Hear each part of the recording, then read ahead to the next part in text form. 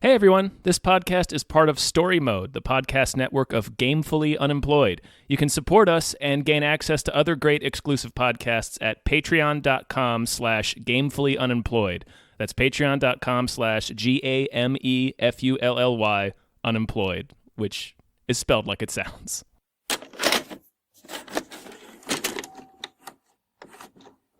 We're good. We're good to go. Yeah! I'm drinking iced tea.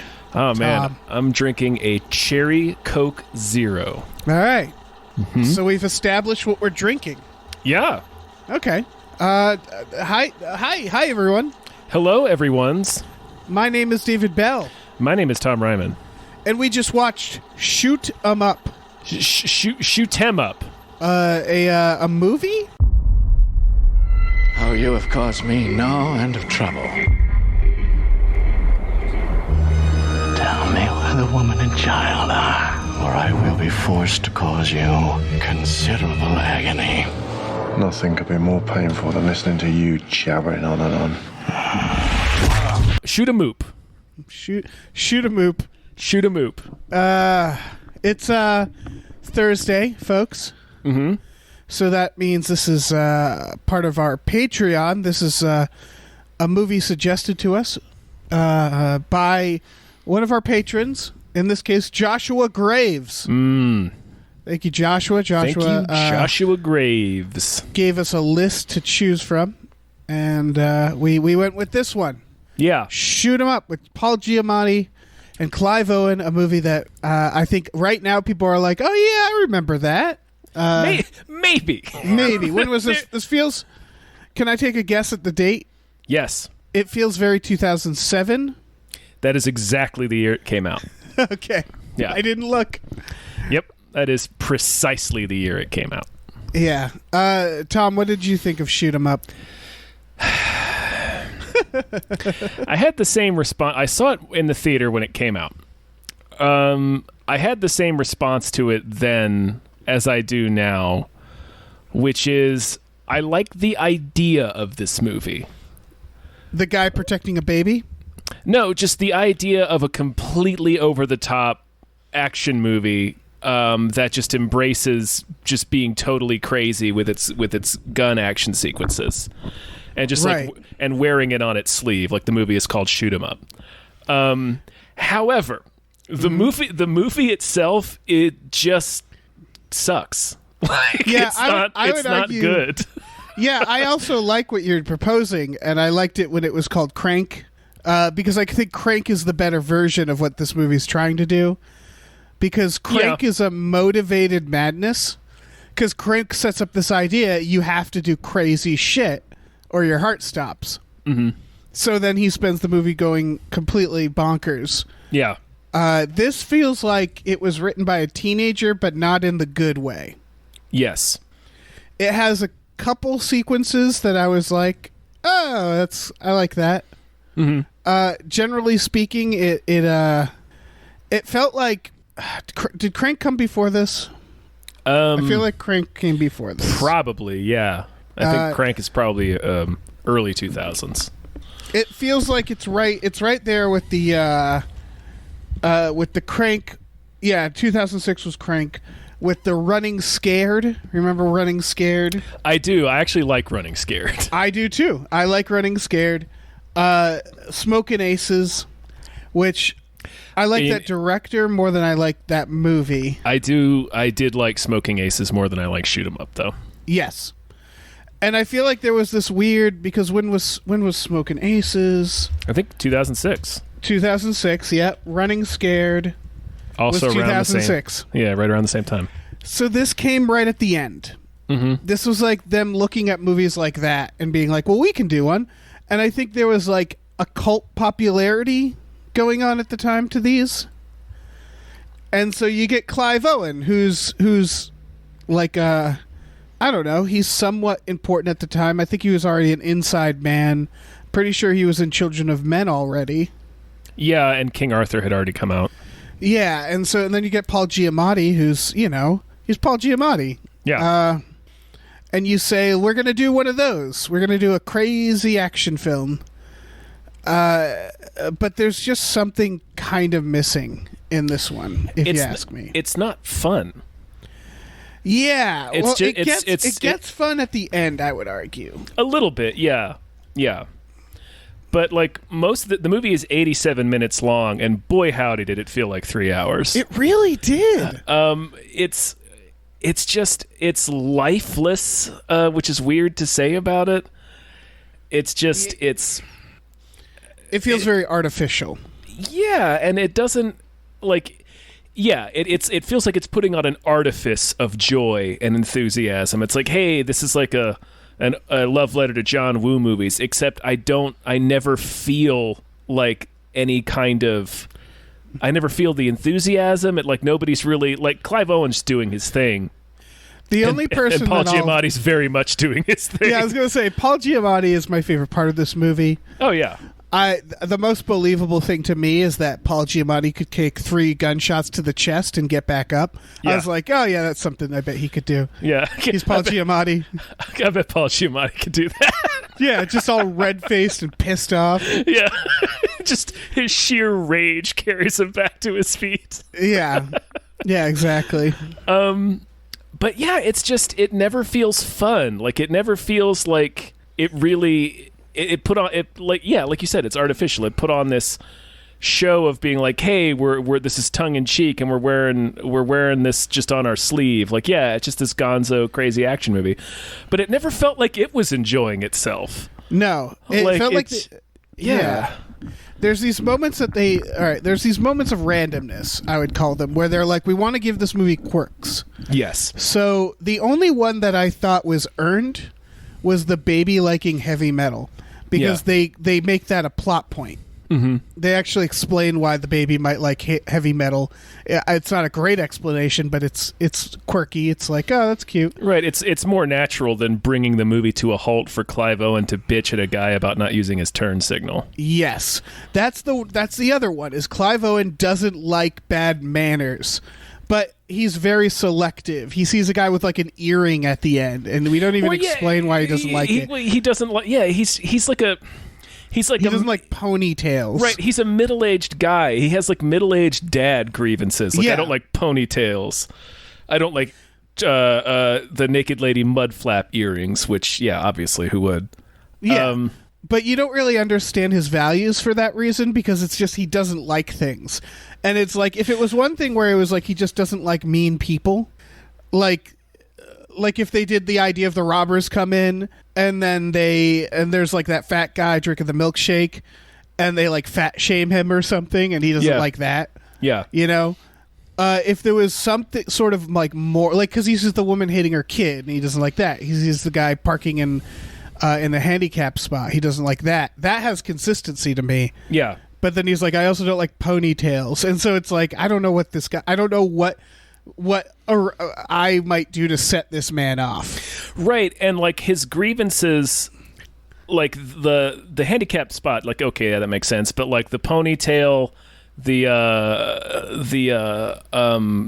guy not using his turn signal, like it's to the point where it feels, like I said, it's like a dad's grievances. So he feels like weirdly conservative at first, and then he goes like all in on, oh, you shouldn't spank your kid, and he's like totally for gun control. Right. So that was like jarring to me. I was like, really? He's all in on gun control, huh? Because he shot about 185 people in this movie. Because of his weird backstory where he sold a shotgun to the man who killed his family. Well, they never confirm whether or not that's true. Right. The part with the car, by the way, he goes up to the fancy car. The guy's parked at a handicap spot. Mm-hmm. And he says, you know what the difference is between a Lamborghini and a porcupine? And then his punchline is, with the car, or he says a luxury car and a porcupine. And then he says, with a car, the pricks on the inside. Shouldn't the punchline be, with a porcupine, the pricks are on the outside? Yes. Okay, just making sure. Because the point of a joke is that you say the thing so that they can, in their mind, realize what the opposite is, and then it's funnier. Yeah. But he says, like, the meaning of the joke instead of the punchline of the joke. Right, like Paul Giamatti later, tells a similar joke where he says, why is a gun better than a wife? Because you can put a silencer on a gun.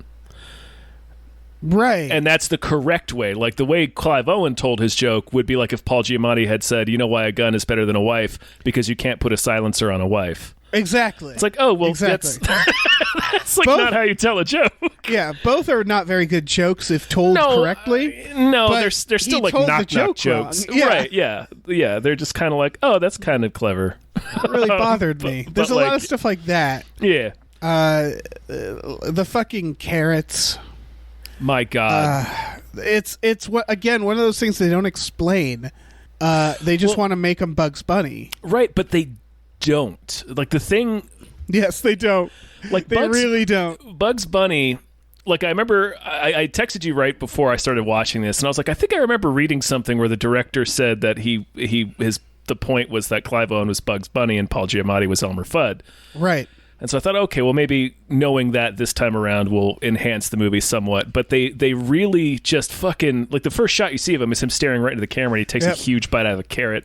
He says, "What's up, Doc?" later, and then Paul Giamatti responds with, "You are a wascally wabbit." Right. So and it's like... he makes a Peter Rabbit. He makes another rabbit joke. He makes a Briar Patch one, and he makes an Energizer Bunny. That's what he does. He keeps calling him Mr. Bunny.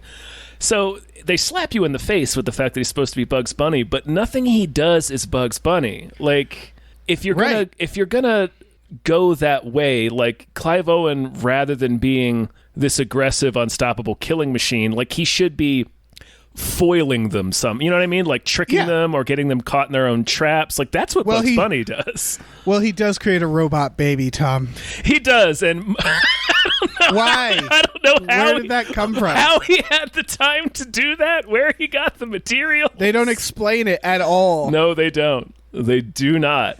Yeah, they do a couple moments where he makes diversions, but most of the movie is Clive Owen going somewhere and then Paul Giamatti catching up, and they have a very uninspired gunfight. That's the other thing. That's what I was looking for. The action feels very flat. Yes. Like, it is flat throughout. None of it's terribly exciting. The skydiving gunfight should have had me like, fuck yeah! But like, it just kind of... There's some funny beats to it, and I like the payoff at the end where he's walking along the ground and you just see all the bodies scattered all over the ground. That was pretty funny. But the effects are so bad in that scene. Yeah, they are. Yeah. And it is, you're right, is that I like the idea of it, but the execution was like, like, it's kind of the same. They do a thing, and this came before the scene I'm going to reference, but they do a part where he's having sex. Yeah. And he gets into a gunfight while having sex. Nicolas Cage did that in Drive Angry years later. They did that later. Crank does it. Yeah, Crank does it. You're right. Crank does it. Having already seen it a million times, it was like this was the worst version of it. Yeah. And it's also, again, like, this is done in a way that it's like joyless. Yeah. And so it just feels like they were like, wouldn't that be cool and funny? And it's like, yeah, I mean, if other films hadn't already done it and will do it in the future, and your version is the worst. Yeah. If you actually put some, I don't know, enthusiasm into it. I don't know. It just, everything felt Or make a different scene. Do a different scene. Yeah. Everything just felt so lifeless. Yeah. It's like, oh, you're going to have a gunfight? I wonder what song you'll play. Oh, Ace of Spades? What a surprise. Yeah. Like, it's that, where it's like you pick the most obvious route to do. They're shooting the sign and then it says "fuck you." Yeah. And it's like, it's all so obvious. Yeah. I didn't mind that bit at the very end when Paul Giamatti shoots the sign so it says "fuck you" too. I was like, oh, that's fine. Yeah. Like, I could have, like, honestly, the action scene I enjoyed the most was at the very end where he uses, like, gun kata gymnastics to fuck up the three robbers while Kickstart My Heart is playing. I was like, the whole movie should have been that. Yeah, 100%. Like, him not just shooting people, but, like, doing crazy-ass things, like shooting the guy's hand so his gun goes off and shoots the other guy in the foot. Like, you know, just do even like, that fucking... stuff didn't look great. It didn't look great, but, like, at least because they don't have any stunts. They don't have, like, stunt people No. doing It's just people getting shot and squibs going off. Yeah, it's very low stunts. It's like yeah, mostly edited around. Yeah, but like bad CG. At least that had the most character of any of the action scenes. That brief 10 seconds where it's like, oh, you actually put some thought into this. I was like, well, wouldn't it be cool if he did X, Y, and Z? I'm like, yes, it would be cool. Perhaps he should have done it earlier. Yeah. If he had gotten his hands bashed in at the very beginning. Yes. That would have been interesting. There's ideas in here that are okay, like shooting the carousel to make it turn. Yeah. Even though Mythbusters busted that. That's a cool idea, and it's not done in an interesting way. Not really, also, no. The woman who sees the baby and goes, "Someone left a baby," is the single worst line delivery I've ever heard in a movie. It's up there. It's really like Neil Breen-esque. Yeah, it really. Boy, she says that line, and I'm like, and then gets shot. And I was like, thank God, get her out of this movie.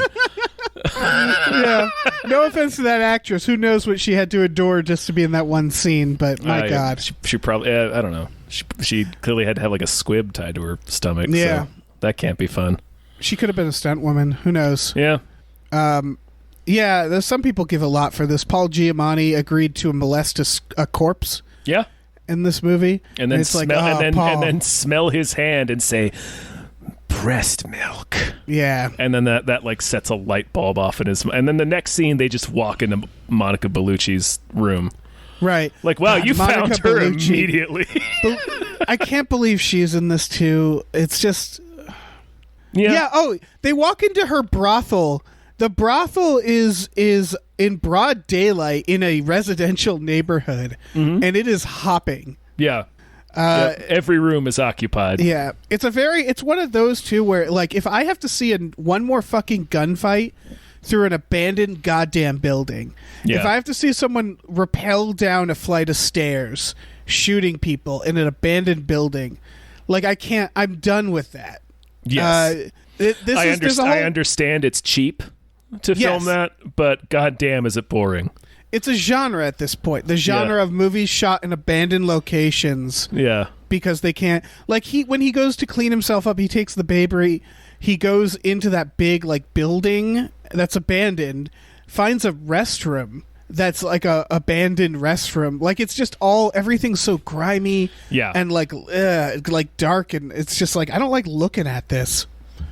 Yeah. Also, how did that guy know to follow him into that bathroom? I don't know. The guy, they show Clive Owen walk into this building. He knows he's being followed. They show him walking down a sidewalk. He walks into a building. He walks down this very long building, walks into a bathroom, and then they show the guy following him walking down the sidewalk, walk into the building, and walk into the bathroom. But he's like 10 minutes behind him.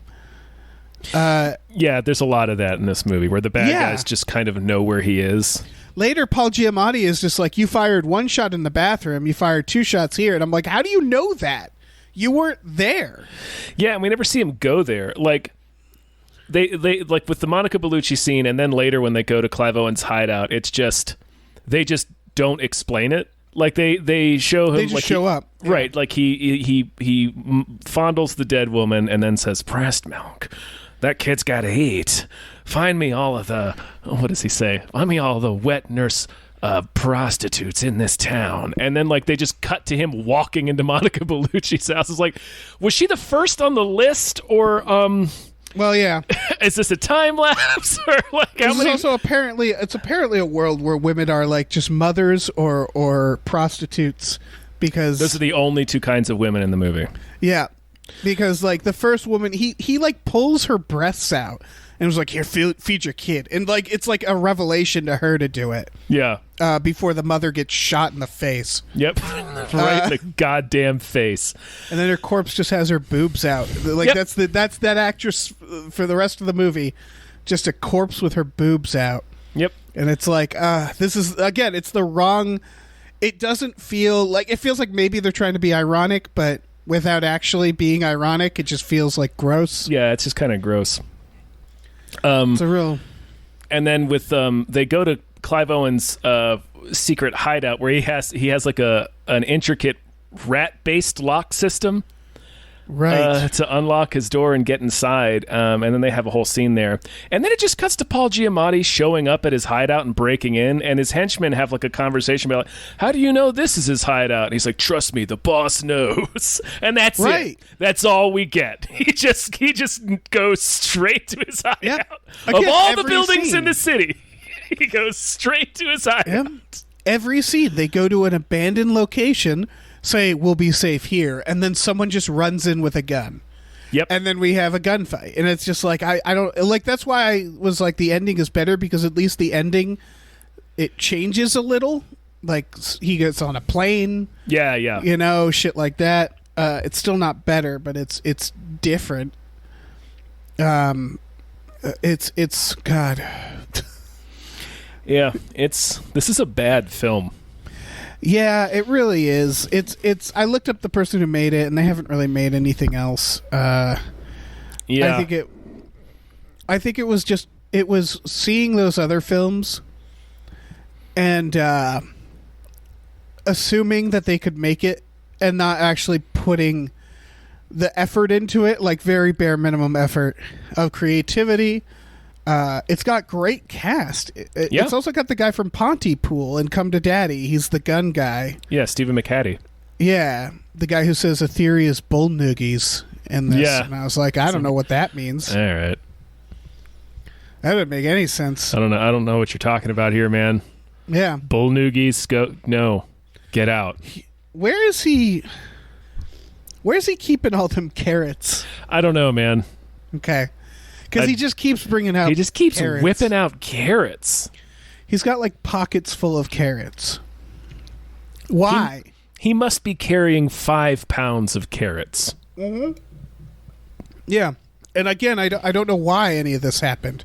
Because he's Bugs Bunny, get it? Yeah. Oh, so Bugs Bunny, where does Bugs Bunny keep his carrots? I assume in his ass. In his ass. In his jail purse. Yeah. Yeah, that's a good point. Yeah. I never thought of it that way, but he is Bugs eating doesn't ass have any carrots. other pockets. So Yeah. Yeah, he's just pulling those out of his ass one by one. yeah, he also apparently has an extensive wardrobe in there because he just whips Yeah. out these costumes. Oh yeah, his anus is like a magician's bag. Yeah, no, it's like Felix the Cat's bag. Yeah. It's like yeah, one of them Harry Potter tents. I guess Clive Owen is just pulling stuff out of his butt. I assume so.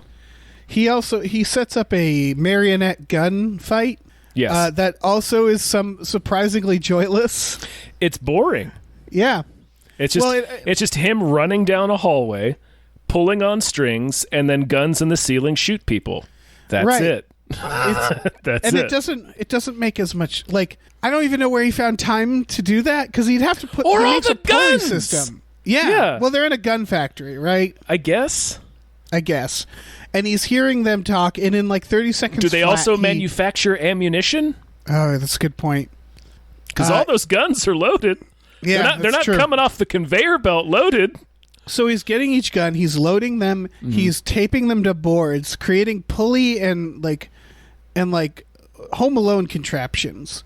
Yeah. He'd have to have gotten to the ceiling or like thrown the strings over Yeah. to get a good marionette system going. That's like an hour of work he did. Yeah, he did it in like 30 seconds. Which, if they were trying to make him like Bugs Bunny and he was cartoony of some sort of way, that would be one thing. But I never saw Elmer Fudd like torture Bugs Bunny and break his fingers. Nope. Or grope a dead woman. Yeah, maybe Although that's in the news. Maybe that's sure- in the HBO version. I hope. Yeah, I assume so. I'm sure Elmer has done something like that. Yeah, if anybody's going to do that, it's HBO, right? That's yeah. They're like, yeah, we're taking away Elmer Fudd's gun, but we're going to have way more full frontal nudity. Yep. We're going to see his dick Yeah. all the time. Elmer's just chasing bugs with his dick flopping around.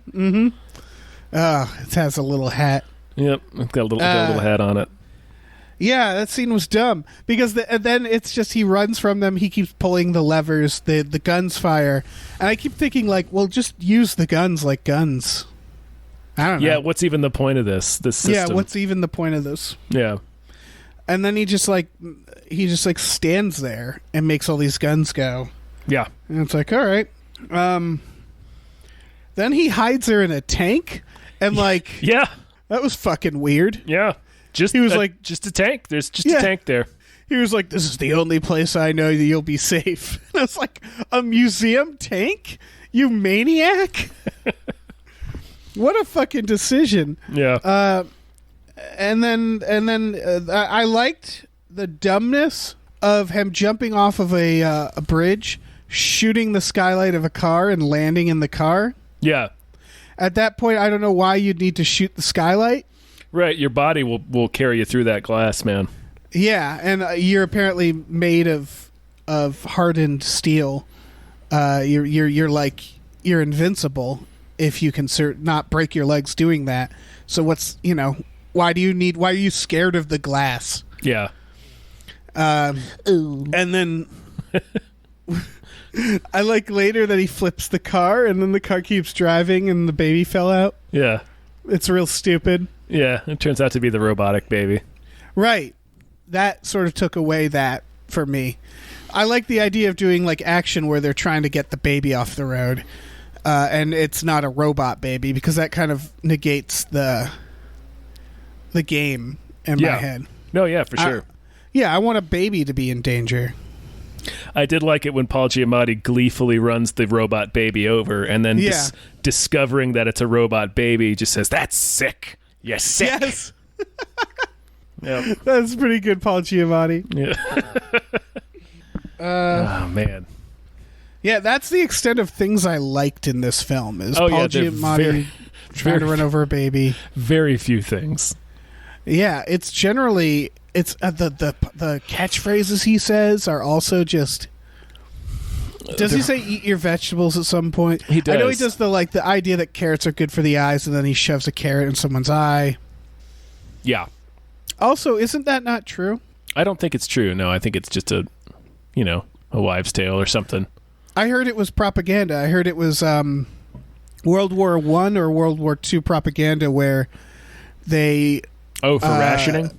For rationing and saying that their pilots could see better at night or something because... Oh, yeah, that makes sense. Yeah. Yeah. I mean, that's the reason we eat a lot of weird shit right now is that they were like, well, this is all we got to eat, so I guess we better convince people that it's awesome. Yeah, I guess we better make up some fucking recipes. Yeah. Liver and onions. Oh, that's awful. Why do we eat onions? Onions are disgusting. I don't know, man. Jeez, what else? Going through my notes. I wrote notes for this. I didn't think I would. Oh yeah, Nirvana's in here. I don't know how Nirvana would feel about being in this movie. Well, I mean, they clearly had to ask them. Oh yeah. Or I don't know how Kurt Cobain would feel about being in this movie. I don't know. Pretty sure they didn't ask him. No, he was not available at the time. Yeah, it's just... it made me want to watch, like, Running Scared... Like something better. Yeah, I wouldn't exactly put Running Scared in the same category as this or Crank. It's that also has a moment where you're like, well, this is fucking weird. Yeah. When the kid finds the serial killers. Yeah, no, that Running Scared is just a movie where like every fucking crazy thing happens, basically. Yeah, it's like Allison. Excuse me, Tom. I'm choking on my iced tea. It's when it's like Alice in Wonderland, right? Where the kid runs away and then he like runs into every fucking maniac. Yes, yeah. It's like every terrible thing that could possibly happen to a kid on his own and in the city at night is like what happens to him. Is that Paul Walker? It is. I gotta watch Running Scared, man. And Vera Farmiga from from Conjuring movies and Bates Motel. Right. See, that's a smart combination. Mm-hmm. Clive Owen and Paul Giamatti, man, like, what? It should be better than this. Yeah, I mean... Do you think if you gave this exact script to a better director, it would be a better film? Potentially. Because the problem is, it's just there's no joy in the making of it. Oh, yeah. You know? And so, like, if, like, the action sequences were, like if you gave this to the John Wick guys... It might be great. It might be better, yeah. Yeah, you'd have like cool stunts where the baby's flying through the air and shit. Yeah, man. Fucking throw Clive Owen on a horse. Oh yeah, throw Clive Owen on a horse. Mm-hmm. It's sad to me that Clive Owen isn't around either. Is he? He hasn't been doing much. No, he was in Valerian. Oh yeah, in the City of a Thousand Planets. Oh yeah, he was the obviously bad guy. He was Valerian. the obvious bad guy. He was. I mean, he's Clive Owen. Yeah. I think every movie with Clive Owen, you have to sort of. They have to sort of convince you he's not the bad guy. You have to spend some period. Right. If he's not the main character, then he's the bad guy. Yeah. Yeah, he's just got those eyes. He's just so intense. Yeah. But I feel like he had a. For me, I know he existed before the movie Children of Men. Mm-hmm. But that was the first movie I saw him in. King Arthur came out before that, but yeah. Yes, I never saw King Arthur. I took one look at King Arthur and I was like, no, I'm good. I kind of want to check it out now because I didn't realize it I think it's directed by Antoine Fuqua, and I didn't realize it at the time. No shit. Yeah. I just remember there was like, I'm probably misrepresenting it, but I remember the trailer being like, it's the story you weren't told, and then like a shot of Merlin doing a backflip, and I was like, I don't think so. Like it's that kind of thing where I was like, man, it was like, are you kidding me? If Merlin throws a backflip, I'm renting that as soon as we get done with this podcast. Right. It just looked like what the Jamie Foxx Robin Hood was. It was like a realistic version of the King Arthur legend, basically. Right. I don't think it was that realistic though. I think it was. It looked like silly trash, but again, I've never seen it, so maybe it's amazing. Mm-hmm. But yeah, I think Children of the Men was the first time I saw him, and he's great in that. Yeah, that's a great movie. And then isn't he in an Angelina Jolie movie? Man, probably. Work with me here. All right, I'll check IMDb. And then like Inside Man. I mean, yeah, we just saw him in Gemini Man. Remember Gemini Man? So my and Gosford Park. So like my question remains is like what happened to him? I don't know. He's getting different. He was in Anon. Remember Anon? Fuck no. We oh yes, I watched do. it. Yeah. Fuck, that was him. Yeah, What is happening? Anon, Gemini Man, something called The Song of Names. I guess he was in American Crime Story as Bill Clinton. Am I reading that right? It hasn't come out yet. What the fuck? That's the they're doing the impeachment. Right. Yeah. He's playing Bill Clinton. Yeah, he's playing different roles now that he's older. He's like a character actor now. He always kind of was.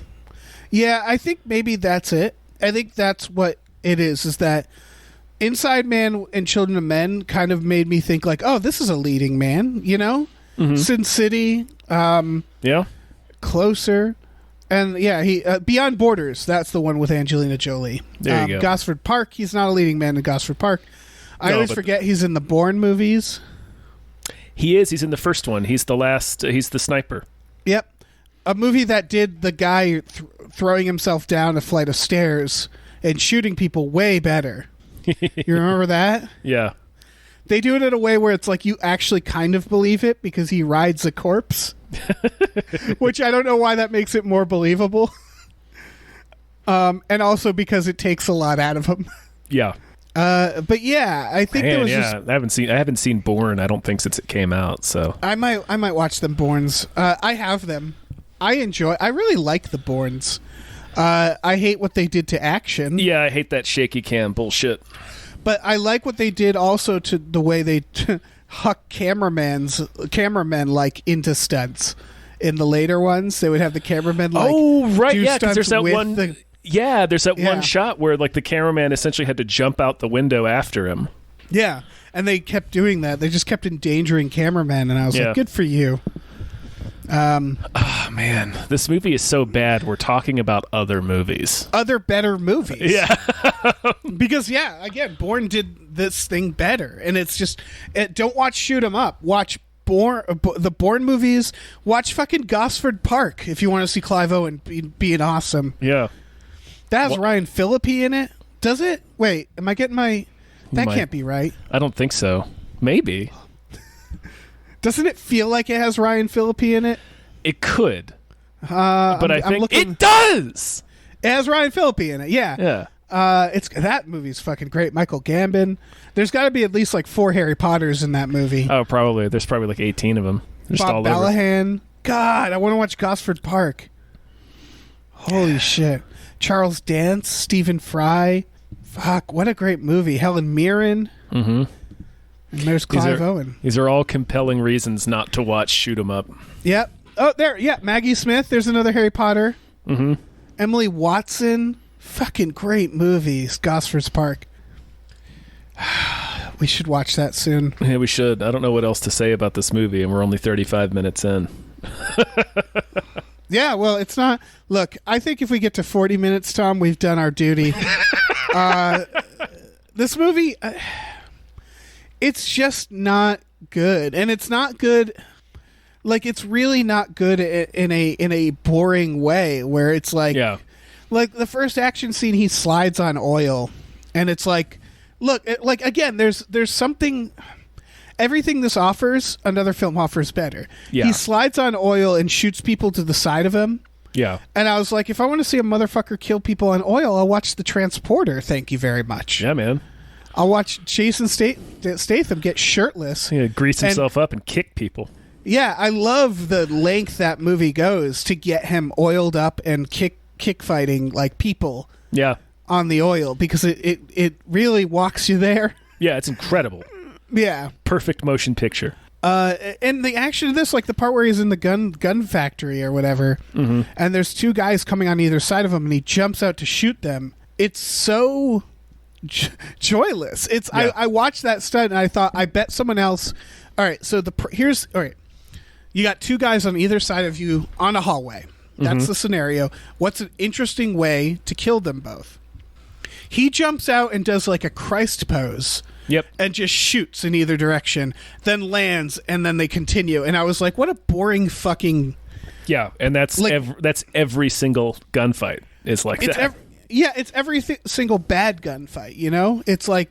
No, I'm saying in this movie. Like every gunfight in this movie is exactly like that. It's just like the least inspired mm-hmm. action it's very you flat. can possibly think of. It's boring. Man. Paul Giamatti is the only reason to watch this movie. Truly, yeah. But you can watch, what is it, Big Fat Liar? Is that a Paul Giamatti movie? That is, yeah. You can watch that instead. Watch that one. Yeah, watch him rip off I don't know if he Frankie does Muniz. anything to corpses in that, but... I'm assuming he does, yeah. Yeah. That's probably why Frankie Muniz and Amanda Bynes team up. They're like, this guy's molesting corpses, and he's a big fat liar about it, so we got to expose him. Let's dye him blue. That was in the trailer. Yeah. They dye him blue so that the corpses have blue handprints on them. The corpses all have blue handprints, yeah. Yeah. Yep. So they can show. Caught you blue-handed. Yeah. Is there a Paul Giamatti movie worse than this? Lady in the Water, maybe, but I think I like Lady in the Water better. I've never seen it.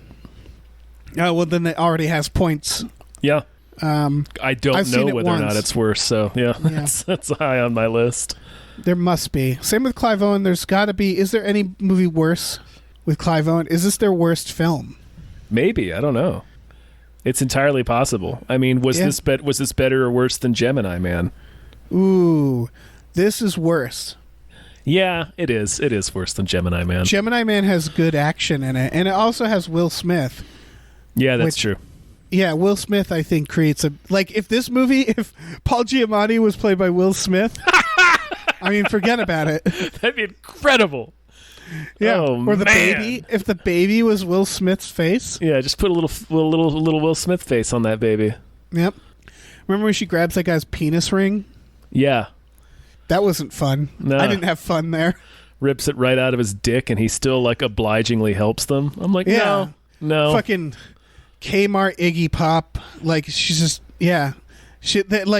he rented his metal place out to like a government A government. What was going on there? They were having women carry this senator's baby so that he could potentially get bone marrow transplants from them. The plot is absurd. Would that kill the babies? I don't know. Okay. Why didn't they do that in like not above a metal? Don't know. Okay. Don't know. Because like if you're a senator and you got that kind of money, he has plane money. He's flying around on a plane. Yeah. Why not do that on your compound? He's got hire 3 women to carry random babies to term money. Yeah. Like he's got a whole underground operation going on in there. Yeah, he doesn't have to rent a shitty apartment above a metal club. Yeah. This movie's dumb. Yeah, it's extremely stupid. Yeah, I've we've both had seen it once. Yeah. And I thought maybe because every now and then I'll watch a movie and I'm just the wrong age. Yeah, yeah. And I thought maybe there's something here, but I think I watched this movie in my early 20s, I think. Yeah. However old I was in 2007, I'm not going to do the math. And like I didn't like it then, and that's like prime liking something right, like if this. you were ever going to like this movie. Yeah. I think if you're 13 years old. I think if this is your first R-rated movie, you'll think it's the best thing ever. Yeah, because it's got boobs. It's got weird fetish stuff. It does. It's got people getting shot in ways that a child's brain might find clever. If you're a child, you'd like this. Any children listening? Yeah, if you're a stupid kid, yeah, you might enjoy this. Yeah. Otherwise, I don't know. I think people can skip it. Oh yeah, for sure. I'm never going to watch this again. Yeah. We chose this from a list. We did, I mean, yeah. Joshua Graves did. I think Joshua Graves did this on purpose. You don't make us watch one movie and then we're like, damn you. You give us a list and then we shoot ourselves in the foot yeah. by picking the thing that sucks. Yeah, we did it. We did this to ourselves. Yeah. So yeah, we have only ourselves to blame. Yeah, nobody else to blame but us. Yeah. It's a good lesson about Graves. making smart choices. Yeah, thank you, Shoot 'em Up. Yeah, you've taught me a lot about things that I don't like. Folks, let me tell you about our Patreon. Any other thoughts, Tom? Any other thoughts about Shoot 'em Up? No, I ran out of thoughts 10 minutes ago. All right. Well, okay. Before I tell you about the Patreon, let me tell you about Gosford Park. It's a movie mystery. Have you watched Gosford Park in a while, Tom? I've never seen it. Fuck, Tom. Yeah, I know. It's one of those movies that's been on my list forever. It's a delightful murder mystery. I know what it is. Yeah. It's Gosford Park. It's like what's the one with the British people? You know. The one. I'm going to need more than that. Fuck. Downton Abbey. Sure. It's got that what I assume Downton Abbey is. I've never actually seen Downton Abbey a murder mystery? I had no idea. No, but isn't Downton Abbey like a bunch of rich fucks in a house? Yeah. It's a bunch of rich fucks in a house, this movie, and there's a big like ongoing plot where there's the rich fucks and then there's all the servants. And the idea is they're having a party at this house, so all their other rich fucks have brought their servants.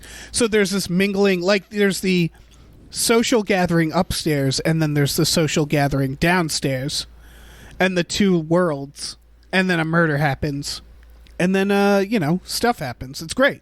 It's a great fucking movie. I might watch it soon. Yeah? I gotta watch it. I watch it at least once or twice a year if I can. It's one of them like it's like a nice cup of soup type of film. A nice cup of iced tea. Yeah, it's a nice cup of iced tea. Let's tell them about our Patreon. Patreon. Well, first, thank you, Joshua Graves. Yeah. Thank you. As always, our Patreon is patreon.com/gamefullyunemployed. Along with being able to make us watch stuff. Yeah. You can check out exclusive podcasts like Tom and Jeff Watch Batman and Fox Mulder is a Maniac. Woo. Woo. Woo. We also have a store. I mean, tpublic.com/store/gamefullyunemployed, but I don't know. Maybe we can be enthusiastic about it, Tom. I know. It just feels like, I don't know. Feels like maybe people should be giving to charities right now. Yeah, I would say give to charities. There's a lot of good causes you can donate to right now instead of buying a T-shirt. But if you want to buy a T-shirt, please do. I'm not going to stop you. And one of these days, Tom, we should look them up and list them on the podcast. Oh shit! Yeah, I'm bad at this. Yeah, we're terrible at this. Oh my god! All right, Google charities that are good. Mm-hmm. That's and then GOOD. and then Google Gosford Park. Google Gosford Park. It's a great film, guys.